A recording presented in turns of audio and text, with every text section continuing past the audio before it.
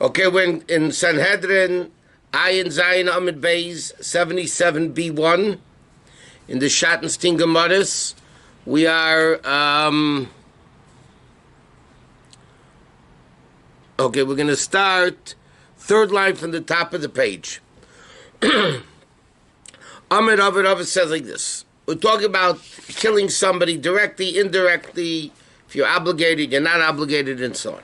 So Amid Rav says like this: if somebody pushes somebody into a pit, V'sulam babod, but there's a ladder in the pit, which means the guy technically could get out of the pit. Uba'achav v'silkai, and then somebody else comes and takes away the ladder. In other words, Reuven pushes Shimon into the pit. There's a ladder in the pit that Shimon can technically get out of, and then Levi comes and takes away the ladder from the pit, and now Shimon can't get out.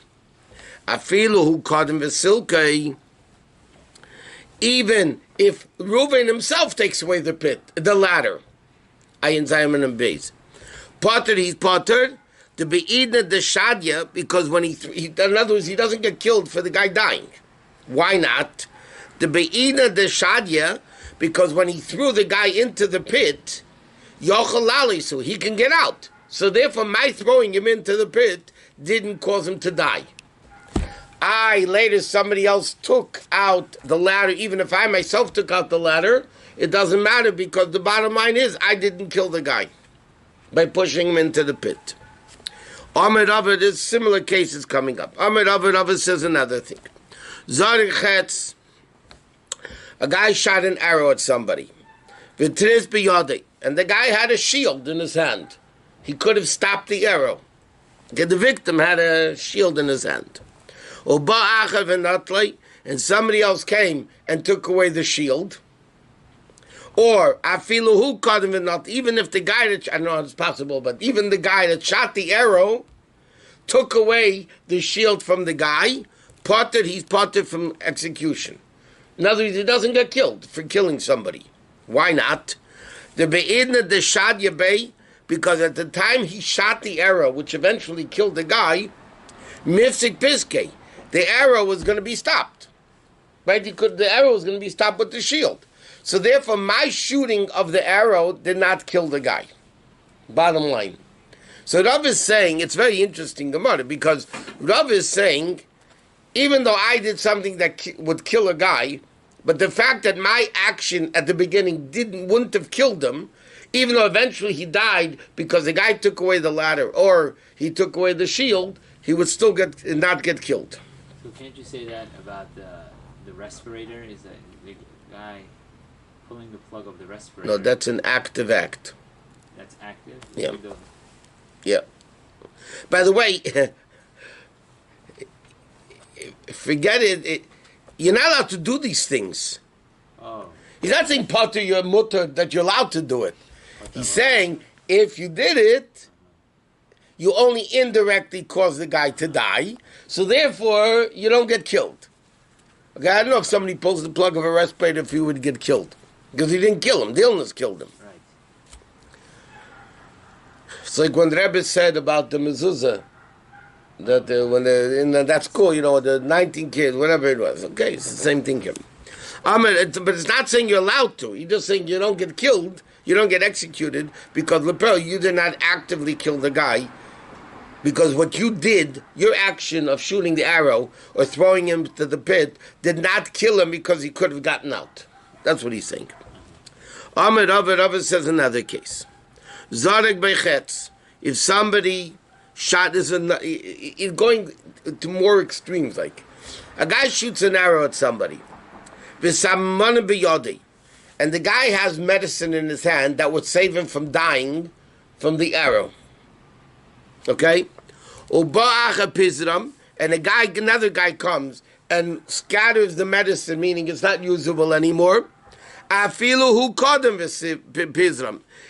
if the guy that shot the arrow came and took away the medicine, he's still potted. Why? Because again, when he shot the arrow, the Gemara says, at the time he shot the arrow, he was able to be healed. the medicine would have saved him. So his shooting the arrow did not kill him.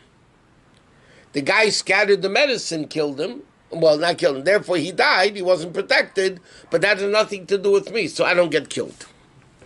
Amar Ravashi says an interesting thing. Therefore, afilu samanim b'shuk, as long as there was a medicine in the street, meaning in the store. If the guy, the victim of the arrow, could have gone to a pharmacy and bought medicine and not die from it, he would also be potter. So now the question is, what happens? Okay, he says like this. The guy shoots the arrow. At the time he shoots the arrow, there's no medicine. Before the arrow hits him, he gets medicine. But he didn't use it and he died. Mahu, what's the din? Okay? So, in other words, what's the question? Do we say that since when he shot the arrow there was no medicine, he should get killed? Or do we say, no, he could have lapel healed himself and he didn't the last minute, so therefore he's not chayiv? Or Malay, so Ravashi answered that a yotza mi bezdin zakai. The perpetrator left bezdin innocent, meaning, even though when he shot the arrow, there was no medicine yet, but the fact that the guy could have gotten medicine and stop it, the guy's innocent. Okay, the guy's innocent. Okay, now the Gemara is continuing along the same line of dinim. Amir Rava said, Zarak Serba Kaisel. A guy throws a rock at a wall. For medicine, it would be a ball, by the way. And it bounced off the wall, and it killed somebody, chayiv. He's chayiv. That's called direct. Even though it didn't kill him on the way it bounced off the wall, which killed him, yeah, he would still be chayiv. Why? That's called direct. V'tana tuna, and so we learned take. It says we learned it in a brayser. It says like this in the brayser. It says, those people playing ball. We'll soon see what Rashi says about this. Interesting. Shahar, they're playing ball. Okay, what's the game? They would throw a ball against the wall. Okay, the opponent would catch the ball on the rebound and try to hit the thrower.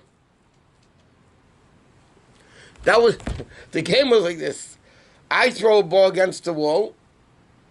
Somebody catches it on the rebound and throws it at me to get me out. That's the game. So when the guy throws the ball against the wall, he throws it that it should go very far away. He throws it hard that he should go back far back, that he shouldn't be able to catch it to be able to hit the guy. So it sounds like this. B'mezid, if they did it intentionally, what Rabbi said before, Nedogam, they get killed. In other words, even though it's on the rebound, but if the guy did it intentionally with the intent of killing the guy, then he's chayiv. B'shaygig, if he's did it accidentally, Gailen, he goes to the Ari Miklat. Okay? So what do you see from this din? You see that Rava's din, that if it's a rebound, if you throw a stone at the wall and the stone bounces off, it's called direct, not indirect. Why? Because the Brisa says by the ball, if it intentionally, you threw the ball against the wall, yeah, that it should bounce back and hurt somebody, so then you're chayiv, you're called killing the guy. It's on the rebound, but that's what Rava says, if it's on the rebound, you're chayiv. Because it's still called direct. It's not called indirect. This is the case of Garmi? No, this is koyach or koyach. No, it's not. Direct and indirect is not. It's like Rashi says, no, wrong one. Rashi says like this, kids, what's this Kader story? Rashi doesn't say adults used to play it. Kids, lahakas hakadr b'kaisel b'kayach. They would throw a ball against the wall. That it should go backwards a lot. The guy runs away. And the guy catches the ball. And he hits the guy with the ball. So he says, if the guy that threw it against the wall, right, wanted to kill him, then he's chayiv misa. It's off the rebound. It doesn't matter. By the way, this thing could be, nowadays there's no capital punishment anyway, but this thing could be a very practical thing on the rebound. It's not called indirect. It's called koyach. It's not your direct koyach, it's koyach koyachai. Or when a bullet ricochets? According to this din, it would be the same thing. If a guy shoots a bullet, it ricochets off something else. Even though he intended with somebody else? No, that's a different story. You want to kill A and you kill B. That's a whole different story. But let's say you wanted to kill somebody, God forbid, and you didn't have good aim. The bullet ricocheted off the wall and killed the guy. He would be chayiv misa according to Rav, and that's what the Brisa says also. He'd be chayiv. No, isn't it? Then what's the dina de garmi that talks about? First of all, that's not by killing. Number one, grom and garmi is by damages, indirect or direct, or less direct. Garmi is for sure going to happen. It's all question, Shainim Bavakama. But grama is indirect and garmi is direct. More direct than indirect, but it's not direct. But that's not by killing. That's by damages. Okay, so the Gemara says, B'shay Gegoylin, that if a guy threw the ball accidentally, Pshita, for sure, it's understood. What do I need the Brisa to tell me? So he said, "B'meizid nerogin itzrichlei." The Brisa is doing it to teach me the first half. If he did it b'meizid, he's chayev misa. Why? Because mahu the tema hasra safiku l'chayda. It's a unclear warning because mi yemed the yahadra. Who says the ball will go back and kill the person? Who says it will rebound? Kamashman the chiddush. Okay, there's a very interesting chiddush. But it's a difficult thing to understand. In order to get killed for killing somebody, you need to warn him. Otherwise, you can't get killed. Okay? Well, Rav has said before, if you throw a rock at a wall, and the rock bounces off the wall and kills the person, so Rav says you're chayiv misa, right? L'chayre, that's a very big chiddush that you're chayiv misa, because the din of warning hasra, that you have to warn a guy in order to get killed, the din hasra safik, a doubtful warning is not a valid warning. Now the question over here. And also, it's not. One second. He says you have to warn the guy immediately, right before the act, right? And he says, I understand it and I'm doing it anyway. Okay? Now, if it's a deed, the guy's doing an action that might kill him or might not kill him, it's really called Asra Safik. Okay? Because it's uncertain that the death is going to happen. So, L'chaira, a guy throws a ball at the wall, what the Brisa says. He throws a ball at the wall rebounds and kills him, kills another guy. What are you going to warn him? It might not happen.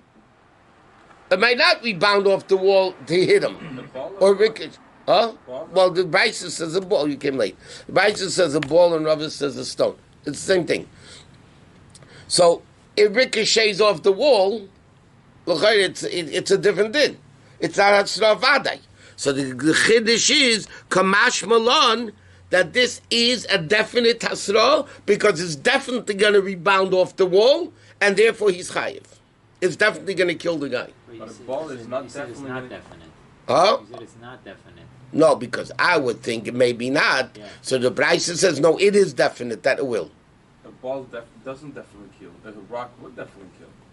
Depends the power of the ball. If it's a strong ball, it's the guy, it can kill him.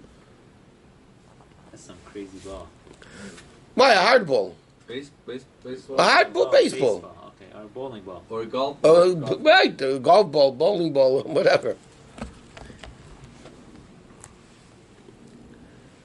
Okay, now the Gemara continues about the ball. Tani Rav Tachlifa by Marava Kamid Rababu. Rav Tachlifa from Eretz Yisrael said before Rababu. Again, what's this example? Elo Mesachkim Bekador, guys who are playing ball, okay? Like we said, they throw against the wall and it bounces back. So Teich Arba Ames, if it's standing within 4 ames of the wall, he's not chayiv. Okay? Why? We're going to see soon. Chutz la'arba ames, chayiv. If the guy is standing out of Dalet ames, he's chayiv. It's speaking about Goldus, by the way, but we'll soon see. That means like this.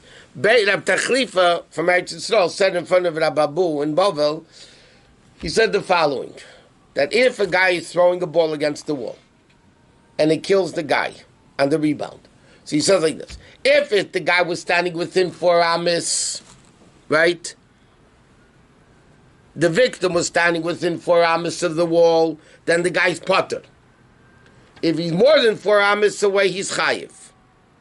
Okay? 1 second. So the Gemara says like this. Amalei Ravina Ravashi, Ravina said to Ravashi, hey Chidami, what's this case? Ida Kornichalei, if the guy wanted the ball to rebound, afilu portanami, even a little bit, less than 4 ames, he should be chayiv. If he didn't want the ball to rebound as far as it did, afilu tuvanami, then even if not, even if it hit the guy, he should be potted. Meaning like this. When the guy throws the ball against the wall, what did he want? That it should go more than 4 ames or less than 4 ames. So the Gemara says, if he wanted it to go no more than it did, meaning, that's what it is, less than the 4 ames, then he should be chayiv. If he didn't want it, even more than 4 ames. In other words, the question is, what did the guy want? Did he want it to go more than 4 ames? Because we're talking about golus, not murder. We're talking about golus, because he killed him accidentally. So the question is, if he wanted it to go more than 4 ames, then more than 4 ames, he should also be chayiv. Or either way, it depends on what he wanted. If he wanted it to go a short distance, then he should be chayiv. If he didn't want it to go, then more than 4 ames, he should be potter. So what's the case? Amalei, so Rav Ashi answered Ravina, interesting ball concept. Stam misachkim bekadur. Stam, ordinary people playing ball. Kama da'ayla tvei meinach nichalei. The more, okay, the nearer they approach the wall, the happier they are. In other words, like this, they want the ball to rebound with as much force as possible. So you don't want it normally, the Gemara says, the normal assumption is they don't want it less than 4 ames. Because when they play ball, they want it to rebound as much as possible. So if it's less than 4 ames, less than 6 feet of a rebound, the guy's not happy with it. If he's not happy, he didn't want to kill him. So therefore, if the victim stood within 4 ames, he's potter, because the guy didn't want it happening. If he's more than 4 ames away, the guy wanted the ball to go more than 4 ames away. Even though the intention is to play, not to kill. The intention is to play ball, not to kill. The intention doesn't matter. It does. It does matter. That's the whole thing. Did I want to kill him or not want to kill him? If I didn't want to kill him... So you're going to probe into the guy's mind? Yeah. The Gemara does. The Gemara always does. You're the Chacham, say Daita Shon. The Gemara says a lot of times. The Chacham will go into the mind of a person. And we can say this is normally what happens. See, Taisus over here, this long Taisus over here, on the right, says, it doesn't say, the Gemara can't mean about Misa. Why? Because if the guy was within 4 ames, Taisus says, of the wall, that the Bryce, he said Potter, but he warned them, and the guy accepted the warning and said, I'm doing it anyway. So even if the guy's within 4 ames, it should get killed.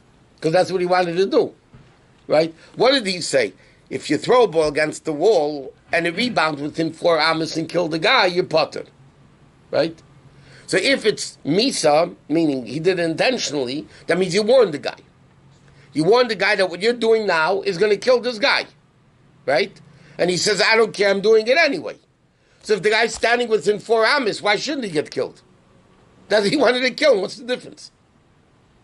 So Taisus explains, this Gemara cannot be speaking about Misa, it can only be speaking about Shegig, about Golus.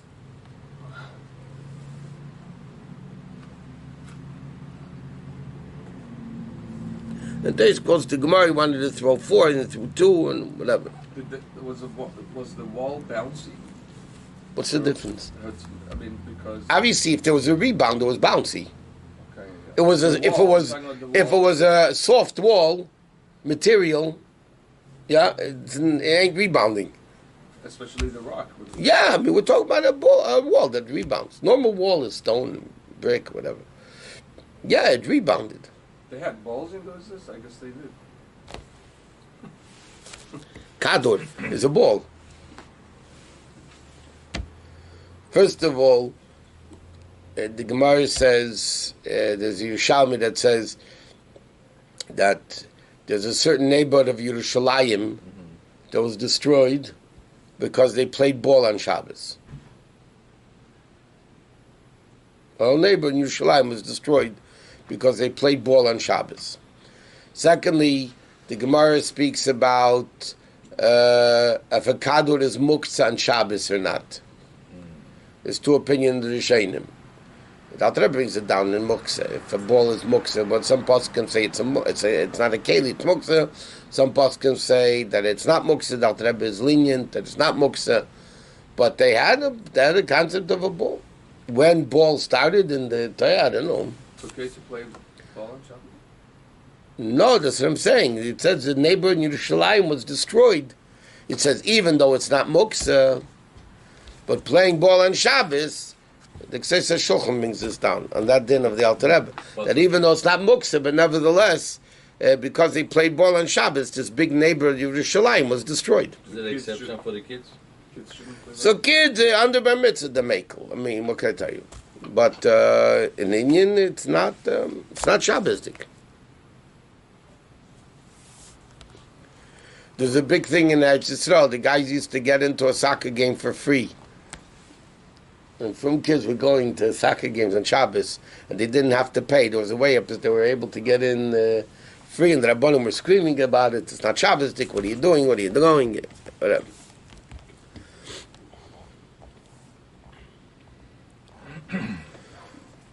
Okay, now the Gemara continues. And the Gemara says like this. Beitza, we said before, yeah,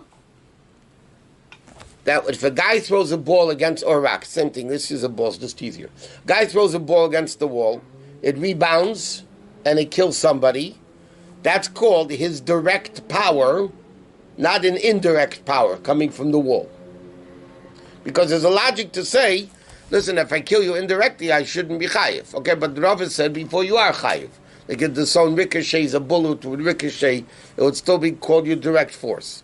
But the Gemara came to the conclusion before, according to Rav and the Bryce and all the other opinions, that if you throw a ball against the wall, it bounces off the wall, so then you're chayiv because it's called direct power. So the Gemara says, should we say, the chihai gavna, in this case of a rebounding off a wall, is kaichehu, it's considered your direct force, not indirect. I'll ask you a question on that. The Gemara is going to say, we see in a Braisa that if something rebounds off something, you didn't do it. It's not your direct power, it's only indirect. What's the case? The Gemara says like this. Amakadesh, over here is not talking about Kedushin. It's talking about, you have to have the paradumbo ashes. You mix it into the mayim chayim al keli, right? You mix the ashes with the water. Okay, then it says, v'nofu kiddush al yodei. The ashes fell onto the guy's hand, or al atzad, or on the side of the thing holding the water. And then the water fell into the ashes through the rebound. Puzzle, it's not kosher. Okay, now, the Torah says you have to put the water and the ashes together. I mean, you have to do it. It can't be indirect. It got to be direct. So Gemara says that if the ashes fell on his hand when he's putting the ashes into the water, yeah? So the ashes fall onto his hand, and then from the hand, they fall into the water. Which is the same thing of a rebound. But over there, the Gemara said, the Braisa, whatever it is, it's a Mishnah, I mean, that is possible. It's not good, because it's not direct, it's indirect. Intention? Is it because the intention? No, one second. Meanwhile, the Gemara is asking very simple. Why is it possible? We're just saying that indirect rebounding is considered as if it's direct. So why if the ashes fall into the water as a rebound, why is it not good? That's what he's asking. Well, we learn in different things, different rules. Like we said, all the damages, Gary is... But here the point is it called direct you or not direct you? Our Gemara says rebounding is considered directly you. Yeah, that's what the Gemara says. It's not Kabbalah. It's a question. Is if I throw something and it rebounds, is that rebound direct me or not direct me? So the Gemara over here is saying it's direct you. Yeah, that's what the Gemara said the whole time.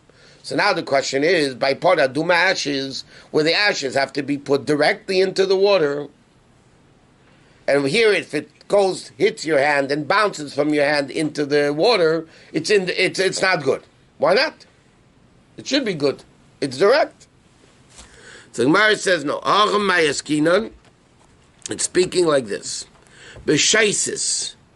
The ashes were dripping into the water, meaning it's not a rebound from the person's putting the ashes, then the ashes hit the hand, and then it went into the water. No, it didn't go rebounding. It was pashit, whatever case was, the ashes were just dripping into the water. It was not coming from the person. They were like ashes on the side, whatever. Other ashes were dripping into the water. Therefore, it's no good, because then it fell indirectly from the person. But the Gemara is saying, based on our Gemara, the Gemara is answering, that if it would be a rebound, in other words, the guy would be pouring the ashes into the water, and the ashes on the way down hit his hand, bounced off his hand and went into the water, it would taka be good. The Gemara thought initially it wouldn't be good. That's what the Gemara thought possible. It's possible, it's no good. And then therefore the question was, but here we say rebounding is good. So the Gemara answers, no, rebounding taka would be good even by the ashes, because rebounding means you did it. What is it? The problem over here was because it didn't rebound. It wasn't rebounding, it was just falling, the ashes fell down into the water. How's the situation that the Gemara is describing here? What? B'shaisis means the ashes were dripping into the water, not from the guy's power. How? How? There was a bunch of ashes, yeah, and he put some ashes and some ashes to the wind or whatever, his movement of his hand. It didn't touch his hand ever? No, it wasn't through the power of his hand. It was just dripping the much. Yeah, it was just dripping down. Maybe that's why the Kohen Gadol took the Ketoras and brushed it off, so no extra would fall while he's bringing it. It's measuring. No, that was the Kmitza. Okay. But now the Gemara says like this. But the bunch that fell from his hand is good. The Gemara says, the Gemara's answer is based on our Gemara, and that it's not a contradiction from that, whatever it is, Mishnah, that it would be good. So what if simultaneously some fell by the wind and some by his hand? Now the water. So the ones that fell from the hand is kosher, the ones that fell from the wind is not kosher. The whole water.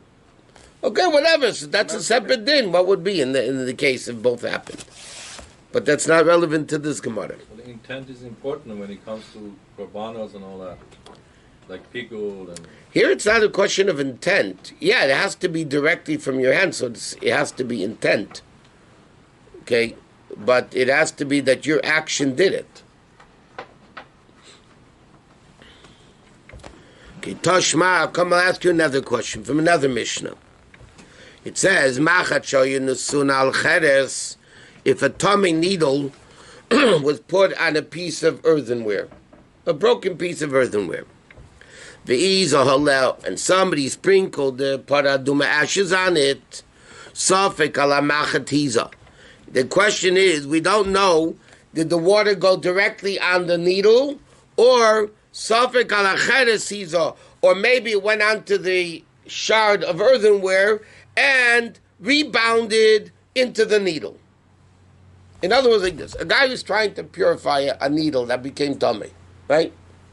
So he's using the paraduma. Okay? The Rashi says the needle became tummy from a dead body. Yeah? So the needle is tummy. Tummy's mess. So now they tried purifying it. So a guy took the water with the ashes and he poured it over the needle. So Gemara says like this. If it went directly on the needle, then it's good. What happens though, he says, we don't know though, if it went directly on the needle or it went on the shard, and from the shard it went onto the needle. Here. Bounce stuff. Here's a piece of earthenware, and this is the needle, yeah? Shard. A shard, I mean a piece of earthenware. Broken earthenware keli, yeah? Okay, so this is the needle, and it's on top of earthenware stuff. Now, this needle is Thomas mess, yes? You have to make it hard. So you have to pour the water, the paradum ashes with water, yeah? So Gemara says like this. If you pour the water directly onto the needle, then it's good. Right? What happened if we don't know? When the guy poured it, we didn't see clearly if it went directly on the needle from his pouring, or it went onto the earthenware and then it rebounded onto the shard. Yeah? So the Mishnah says, psula, it's no good. Look at it, that contradicts what we just said. We just said rebounding is considered your action, right? The same question as before. So why is it no good? If rebounding, the Gemara came to the conclusion, is good, so this case it should also be good. He says like this, Motze itmar, meaning it was found rather than spurted, meaning like this. It's not that it was a rebound. We find a wet needle on top of the shard. We don't know either the water fell directly onto the needle, it rebounded off the shard, or it trickled down, not directly from the person's pouring. So like this, if the water fell directly onto the needle, even the rebound would be good.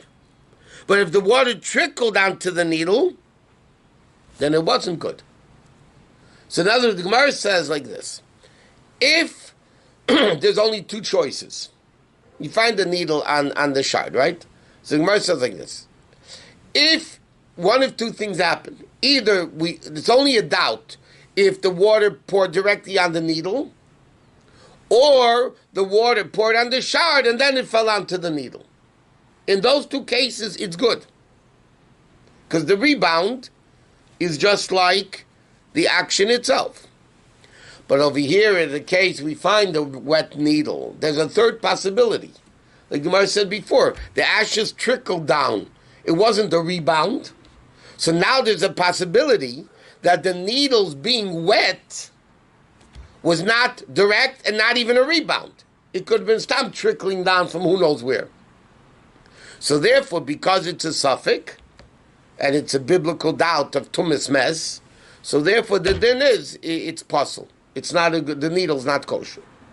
But if you know for sure it's either a rebound or direct hit, then for sure it wouldn't be puzzle anymore. That's what the Gemara answers. That's what it says matzah. Yeah. Found it wet.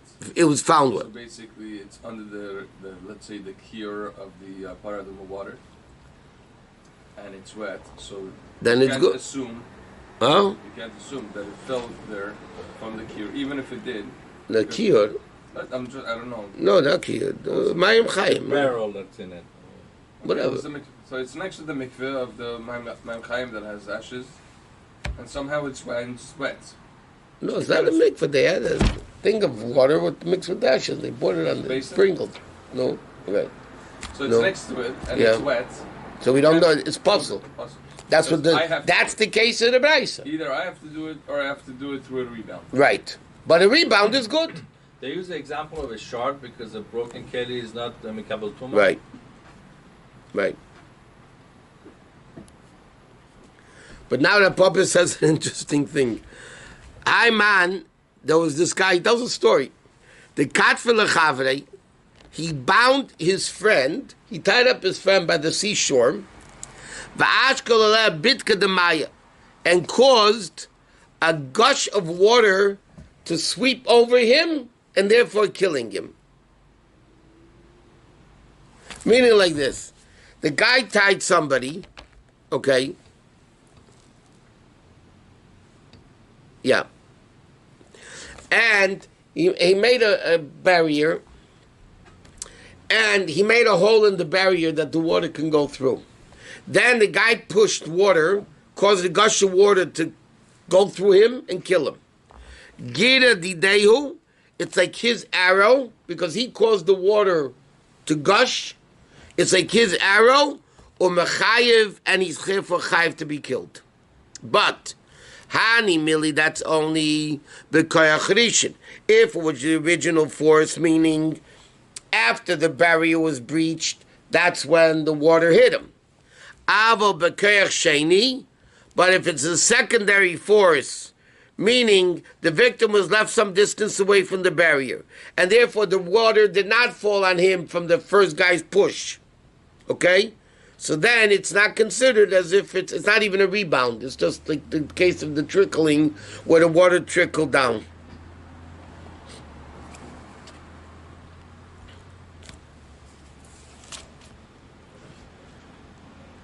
It's very interesting. The din of an arrow, v'chetz, when you shoot an arrow at somebody, there's a famous machlekes in the Gemara between Rabbi and Shlokish. If what category does an arrow have? Meaning like this. If my axe damages somebody, my axe gores somebody, it's not me. It's my property damage, right? So I'm responsible because I should have guarded my axe, right? I make a pit. It's not me. It's my property. Even though it's not yours, the Gemara Torah makes it yours to be chayiv. So there's a very question. If I light a fire in my backyard and it goes out with a normal wind and burns down your house, so the Torah says, "Ki say eish chayiv." Yeah.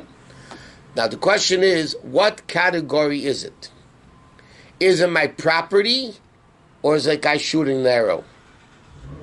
If I shoot an arrow at somebody and damage the property, it's not my property damaging you. It's me damaging you, right?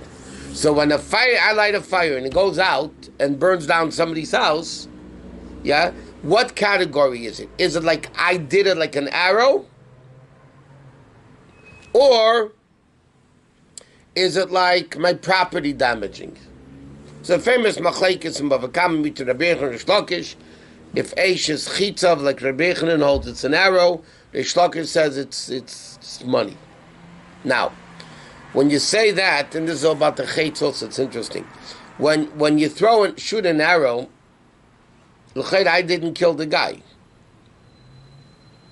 I'm here. The arrow went there.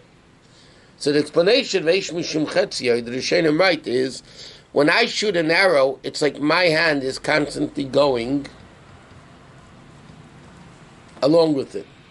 That means I'm constantly doing it. Right? And that's what the Rebbe says, Eish Mishum Chetziyah. So there's a tough topic, but it's interesting. The Mukhe Yosef from Bava Kama asked a very simple question. How could a woman bench shlicht on Friday night? You light the fire, yeah? The fire is burning on Shabbos. But if fire, like Rabbi Yochanan says, which is the halacha, it's like an arrow, which means my hand is constantly going with the arrow, meaning my hand is constantly going with the fire, so then she's machalo Shabbos. If the candle burns for 2 hours, that means for 2 hours she's lighting the fire. So why are you allowed to bench? This is when Mukayetz Ves. Why are you allowed to bench licht? According to Rabbi Yechanan, on Friday afternoon, why could you bench licht? L'chayra, you're you're lighting a fire for the whole time. It's not only that; he's lighting a fire for cooking too. Yeah, all the questions of fire. Okay, but yes, there's mitzvah to bench licht. You don't have to cook. So he answers that when the second you shoot the arrow, the second you make the fire, it's considered as if the whole thing burnt already. In other words, not that I'm going on. You know, when I light the fire, I shoot the arrow, because the fire and arrow are the same thing. The second I shoot the arrow, the guy's dead. It's not that 3 minutes or a minute or 30 seconds, whatever it is later. So it's not that I'm constantly going with it. The second I finish lighting, it's like the whole thing burnt already. Same thing with the children. So the same thing, the Mukayesa says, the second the woman benches licht, it's like the whole thing is burnt already. So she's not desecrating Shabbos. That's why it's okay to turn on the fire as long as you have done. Right, as long as you do it before Shabbos. But the Rebbe asks in the Sikh a very interesting question. The same Rabbi Yechanan says that if it were up to him, he would make Tisha B'Av on the 10th of Av, not the 9th of Av. Because the Gemara says like this, the Goyim came in and lit the Beis HaMikdash on fire, Tisha B'Av in the afternoon, but the main fire was burnt on the 10th. Okay, so therefore, the Gemara says, why do we have Tisha B'Av, not Yud Av? So the Gemara says, because it started then. But the question, Rabbi Yechanan comes along and says, if it'd be up to me, I'd make it the 10th. Because that's when it got destroyed, actually. Yeah, so the Rebbe asks, according to Rabbi Yechanan, that says fire is like an arrow, and the second you light it, it looks like it's all burnt already. So Rabbi Yechanan, for sure, should say test. Why does Rabbi Yechanan think it should be Yud? This is Rebbe's question in the Sikha. So the Rebbe answers a very interesting answer. There's a difference between human fire and godly fire. Beis HaMikdash was, like we say in Nachem, God, you made the fire to burn the Beis HaMikdash. When I shoot an arrow, Rabbi Yechanan says, I can't stop it. Because I can't stop it, the same thing fire, which is arrow. The second I lit it, the whole thing is done. Hashem could stop the fire. If Hashem could stop the fire, so you don't say by Hashem, as soon as he lit it, the whole thing was burnt. So therefore, Rabbi Yechanan said it should be on the 10th. Okay. Rabbi Shusterman, when you said Rabbi Yechanan and his brother-in-law that were